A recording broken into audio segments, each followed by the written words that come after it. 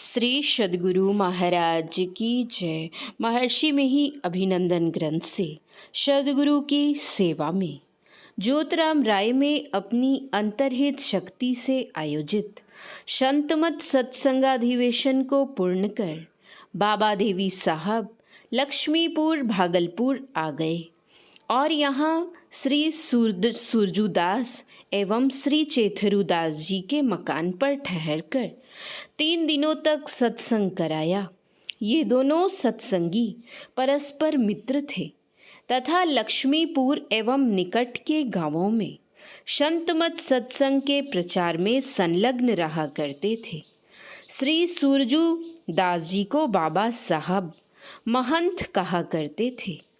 लक्ष्मीपुर में सत्संग कराने के बाद बाबा साहब सीधे मायागंज भागलपुर के सत्संग मंदिर में आ गए। प्लेग के भय से सारा मोहल्ला सूना हो गया था। सभी घर छोड़कर बगीचे में झोपड़ा बनाकर रह रहे थे। बाबा साहब ने आते ही श्री राजेंद्र बाबू को बुलाया और बोले, मोहल्ले में प्लेग होने के कारण क्या तुमने भी डरकर बगीचे का आवास अपना लिया? क्या देवी मर गया है? आश्वासन वाणी को सुनते ही राजेंद्र बाबू के साथ सभी सत्संगीगण तथा मोहल्ले वाले भी निर्भीक होकर अपने अपने घर आ गए। इस घटना ने अनेक लोगों का ध्यान अनायास ही सत्संग की ओर आकर्षित कर लिया। बाबू श्री राजेंद्र नाथ सिंह जी, बीए, बीएल, बाबू श्री खूबलाल दास जी, बाबू मिट्ठूलाल दास जी, बाबू रामदास जी, बाबू संत कुमार दास जी आदि सत्संगीगण सत्संग प्रचार में तत्पर रहा करते थे और इनमें श्री राजेंद्र बाबू तो एक विशेष प्रतिभाशाली व्यक्ति थे। बिहार प्रांत में सत्संग प्रचार कार्यों का संचालन इन्हीं के द्वारा होता था और आपका बौद्धिक मार्गदर्शक गुरु बनने का सौभाग्य भी इन्हीं को उपलब्ध हुआ था। लगातार सेवा में तत्पर और व्यस्त रहने के कारण भागलपुर आते आते आपकी परिश्रांति अधिक बढ़ गई थी। इस अत्यधिक थकावट के कारण ही एक दिन आप सत्संग में विनती करने के उपरांत दीवार से उठंग गए और आपकी बाह्य चेतना सहसा ही निद्रा में प्रवेश कर गई। आरती गान के समय आप जागे और मन में डर हुआ कि इस असंभाल के कारण बाबा साहब आप पर बिगड़ेंगे, पर उस दिन उन्होंने आपसे कुछ नहीं कहा। सद्गुरु के मुख वात्सल्य ने किसी हृदय को अनुप्रेरित कर दिया और उसी दिन से जोगसर मोहल्ले के श्री यदुलाल गुप्त जी ने रसोई तथा तत्संबंधी सभी आवश्यक सेवाओं में आपको सहयोग देना प्रारंभ कर दिया। यद्यपि अभी सेवा का उत्तरदायित्व और कार्यभार आप ही वहन एवं संपन्न करते थे, फिर भी इनके सहयोग से उतनी थकावट नहीं हो पाती और कुछ विश्राम मिल जाता था। मायागंज सत्संग मंदिर में कई दिनों तक सत्संग कराने के बाद बाबू श्री संतोषी राम जी के प्रेमाग्रह से बाबा साहब कोरका संताल परगना चले आए और यहाँ संतोषी राय जी के घर पर रहकर 3 दिनों तक सत्संग कराया। सद्गुरु के मार्गदर्शन के रूप कभी कभी बड़े विचित्र हो करते हैं। एक दिन कोरका में आपने सभी के लिए भात, दाल एवं साग बनाया। चावल नया था। भात गीला नहीं होने देने के लिए आपने उसमें पहले और फिर भात होने के उपरांत उपयुक्त मात्रा में घी मिला दिया था। बाबा साहब ने आज दाल और शाक तो खा लिया, पर भात को ज्यों का त्यों छोड़ दिया। भात छोड़ देने का कोई कारण समझ में नहीं आ रहा था और ना उनसे पूछने की ही हिम्मत होती थी।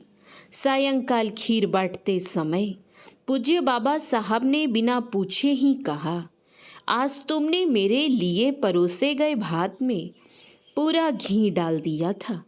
यह देखकर मेरे मन में विचार हुआ कि तुमने मुझे विशेष जानकर मेरे भात में घी डाल दिया है और अन्य सत्संगी गणों के भात में घी नहीं दिया होगा। यही सोचकर आज मैंने भात नहीं खाया। आपने उत्तर दिया, सरकार, मैंने तो सभी भात में समान रूप से ही घी दिया था और भात गीला नहीं होने देने के ख्याल से ऐसा किया था। यह सुनकर बाबा साहब बोले, तो पहले क्यों नहीं बोला था? ऐसा जानता तो मैं भी भात खा ही लेता। बाबा साहब अपने साथ प्रचुर मात्रा में मेवा मुरादाबाद से लाए थे। उसे ही सिल पर पिसवाकर दूध में सिद्ध करा मेवा खीर बनवाते थे और सभी को एक एक कटोरा उक्त खीर प्रदान कर आप भी खाते थे। सभी में निष्पक्ष भाव से वितरण कर आप भी खाओ। इसी उपदेश को जीवन में चरितार्थ करने के लिए आपने खीर वितरण के समय भात नहीं खाने के कारण का उल्लेख किया था। यह करुणामय सद्गुरु का प्रसाद था। महात्मा गांधी एवं आचार्य विनोबा भावे के सर्वोदय में भी इसी आदर्श की प्रतिध्वनि जान पड़ती है और बाइबल के जियो और जीने दो के आदर्श का संकेत भी मिलता है।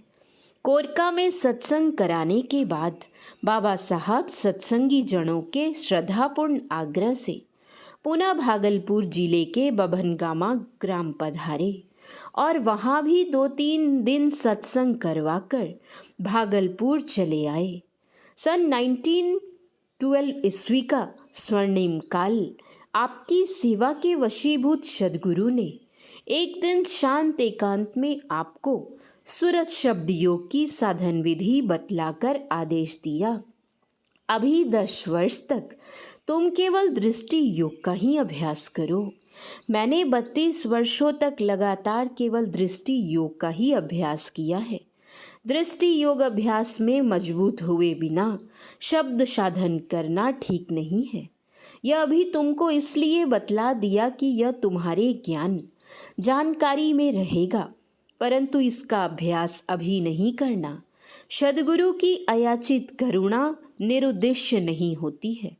उन्हें पता था कि आपने इस सूरत शब्द योग को जानने के लिए कितने कष्ट उठाए हैं, मारे मारे फिरे हैं, सेवा की है और पाने की व्याकुलता और विह्वलता जब पराकाष्ठा पर पहुंच गई है तो भूख प्यास विश्राम यहाँ तक कि नींद को भी तिलांजलि दे दी है। आज अपना चिर अभिष्ट पथ जानकर आपके अंतर की प्रचंडाकुल ज्वाला शांत हो गई है और आप गुरुदेव के स्नेह सागर में निमग्न हो रहे हैं। भागलपुर में आपको अलभ्य आशीर्वाद प्रदान कर बाबा साहब ने मुरादाबाद के लिए प्रस्थान कर दिया और आप अपने जीवन को स्वावलंबी बनाने के लिए खेती करने का विचार लेकर धरहरा चले आए। पिताजी ने आपके निवेदन पर 1.25 बीघे जमीन जीविका अर्जन के लिए दे दी। इस जमीन में 3 वर्षों तक आपने पर्याप्त परिश्रम किया, पर सत्संग का खर्च विशेष बढ़ जाने के कारण आपने अपर्याप्त मानकर खेत पिताजी को वापस कर दिया। आपने स्वावलंबी बनने का जो संकल्प किया था उसकी पूर्ति भी पिताजी की जमीन से नहीं की जा सकती थी। श्री सद्गुरु महाराज की जय। श्री सद्गुरु महाराज की जय। श्री सद्गुरु महाराज की जय। जय गुरु महाराज।